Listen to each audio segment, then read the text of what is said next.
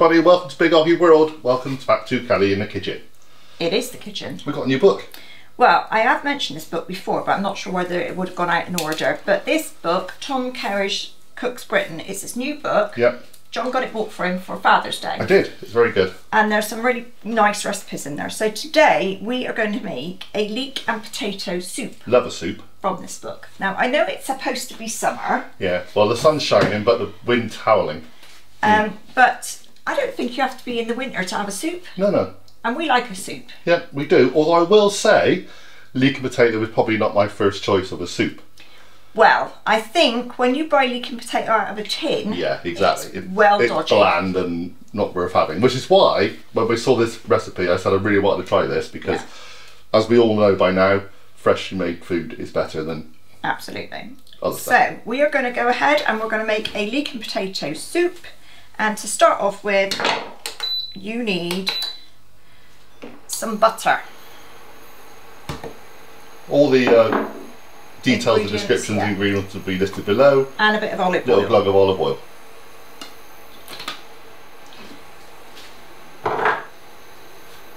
You put it on quite a high heat to get that melting. What you're trying to do is you want your butter to foam a little bit. Yeah, just gets it slightly nuttier, I guess. Yeah, I think it's all this new thing about this brown butter and all it's not lovely. Quite, but yeah, it is. Yeah, that sort of thing. Okay. So we just get this melted and then we will be back. Okay, so my butter is foaming, you can probably hear it, and into that I'm going to add my leeks. So we're using 3 leeks, but obviously all leeks are different sizes. Use as many as you like. Exactly, it says 3 leeks, and I guess this is one, I think I had a conversation with you the other day about a recipe book that actually had given measurements to their 3 leeks. And I think that's a really good idea, but this one doesn't do that. It just says 3 leeks. And what is 3 leeks? Is it 3 big leeks, 3 little leeks, whatever? Yeah, I think if you go to somewhere like Sainsbury's, and the supermarkets are available, they kind of come in a weighted kind of pack, which is normally 3. But then again, you trim the top off them and then put the rubbish off them. It's what it is. So the only measurement that we have for this is the potato. Potato itself, yeah. So the potato you're going to use 500 grams, and I think that's probably measured partly due to the thickness, because the potato is the thing that's going to make it thick. So I guess as long as you think that you've got enough of a ratio between your leeks and potatoes to be able to taste your leeks, then you're good to go. You are. So the book will say, if you get the book, it's very good. In fact, we'll try and put a link to our little Amazon shop below for this book if you like it. They say that you should be frying these off for about 5 or 6 minutes until they're soft. Yeah, well, you want them soft, but you don't want them coloured. Right, no, because it's a leek and potato soup and you're kind of white. The thing is, you just keep going with this until they're soft, depending on what leeks you've got and everything else. Absolutely. So we'll be back in a few minutes and then we'll show what to do next. Okay, so it's been a few minutes. They look nice and soft now. They are nicely soft. Yep. So the next thing, you're going to add your garlic. Now the garlic needs to be sliced and not crushed. Yeah, we read about this yesterday actually. What's the difference between sliced garlic and crushed garlic, or roasted garlic or whole garlic? Yeah. Sliced garlic is not as strong as crushed garlic. So when you stick it in a garlic crusher and you squeeze it all out, it gives a stronger taste. Yeah. So again, this is a subtle sweetness to the leeks, and the garlic just adds another subtlety. It's not a strong flavoured soup, it's a nice flavour. Also with the garlic, they reckon if you slice it, like obviously thinly, you don't want great big chunks of it, but so if you slice it, it's more difficult for you to burn when you're cooking. Less surface area. Well, if you think about it, if you crush it, you've got tiny little bits, and you can't always see where they're to, and even if you're stirring regularly, you can get bits stuck. And the thing with garlic is, if it burns, it is the most bitter thing. Not nice. And it will spoil everything that you've put around it. So we are adding our garlic slices. Yeah, just a couple of minutes really, just to warm those through really. Literally just give them a few minutes in with the leeks. Okay, darling, you ready? Right then, so the next thing is we are going to add in our potatoes, 500 grams, and diced. Try and make the dices all around about the same size so that they cook at the same kind of rate. we're using Maris Pipers, are we? Yeah, and now it actually specifies Maris Pipers. So you're going to, obviously a Maris Piper is a floury potato, not a waxy potato. Yeah, obviously if you're in the UK, Maris Pipers are very common. Yeah. Well, different countries have different ones, but go for a floury one that breaks down. Yeah. So in goes the Maris Piper spuds, 500 grams. And then into that we're going to add thyme, fresh thyme. Yeah, at our garden. You can get thyme anywhere, anytime. You don't need to be buying dried thyme. No, it's an all year round job. Two plants in our garden and they grow all year round, don't they? So in goes your fresh thyme, and you're going to obviously take the thyme leaves off of the stalks. You don't want the stalks in there. Just sit down with a cup of tea, glass of wine, and just pinch off all the little leaves. It's a soul enhancing. Yeah, that'd be quite nice. Yeah, I was going to say soul searching, but it's not. No, it's just one of those gentle things.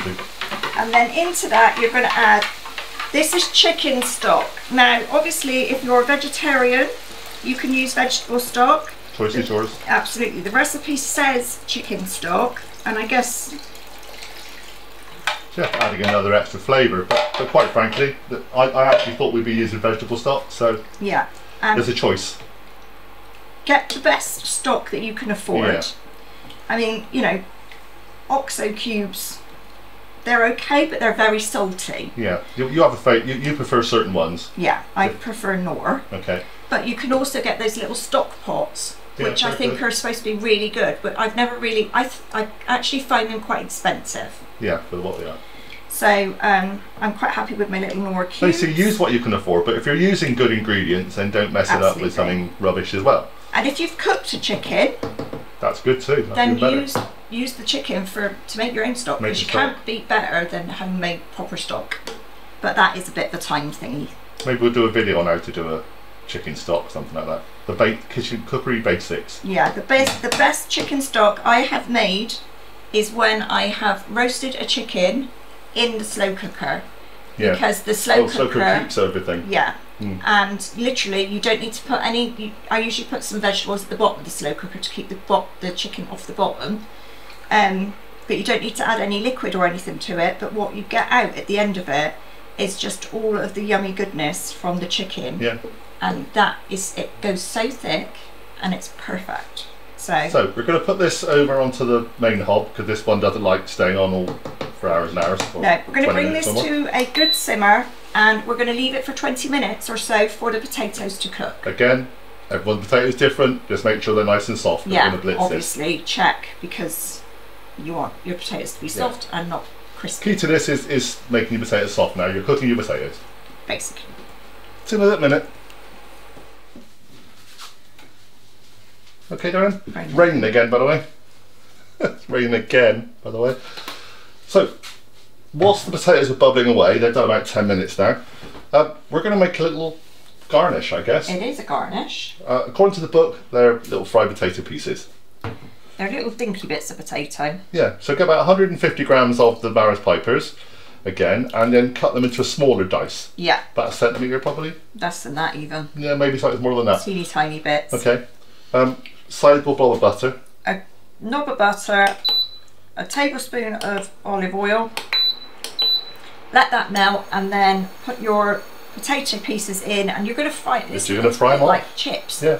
Just like you're frying chips, but you're doing it in butter and oil, so it'll be yummy. Before I put them into that though, I'm going to dry them, because otherwise putting water in, it will spit everywhere. Yeah. So I'm going to drain those and dry them, and then I'm going to fry them. Okay. So obviously, if you're using this as a vegetarian option, that's brilliant, and you're using the vegetable stock.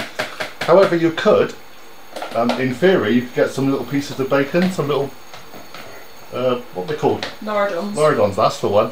And maybe fry those off as well, that would kind of work. We're going to do these little potatoes, because it's in the book, and we're going to garnish it with a little bit of double cream at the end. We're going to put some chives on it as well. But that's all kind of pretty and just freshens up the end.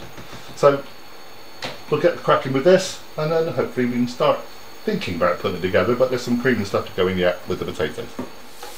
Okay, so the little potatoes are all nicely done. So I'm going to scoop them out, put them onto some kitchen paper just to drain, and then put them somewhere until the soup's done. So we're going to move all this out of the way afterwards. We're going to bring the blender over and we'll get ready to put together the soup. Are we done, love? We are done, my sweetheart. We are done. Okay, so although I said we're going to bring a blender over, we're actually going to hand blitz it with a hand blender. I am. You can obviously put it into a normal blender.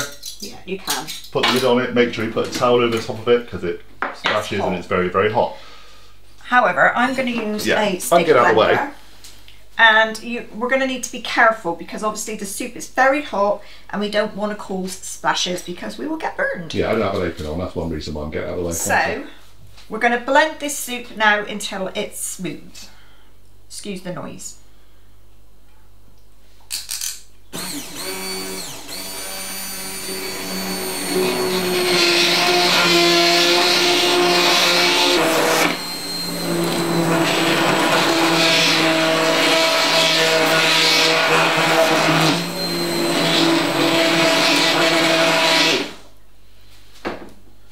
There we are.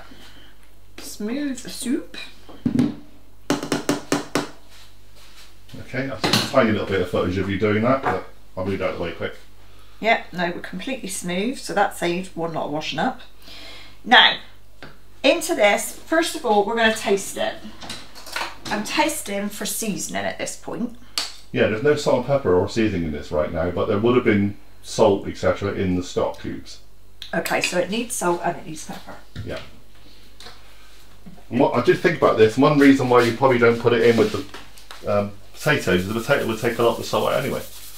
Yeah. That's the old trick, isn't it, for a potato in something that's really salty. Absolutely. So again, season to taste because obviously everyone's different.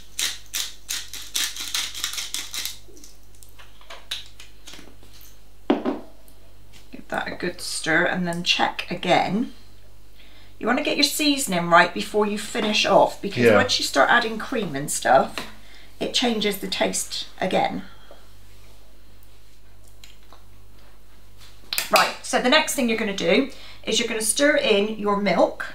It has to be whole milk, none of the skimmed stuff. And trust me, we use skimmed all the time, so I don't have a problem with skimmed. And then stir in your double cream. Again, double cream, not single or whipping, it has to be double.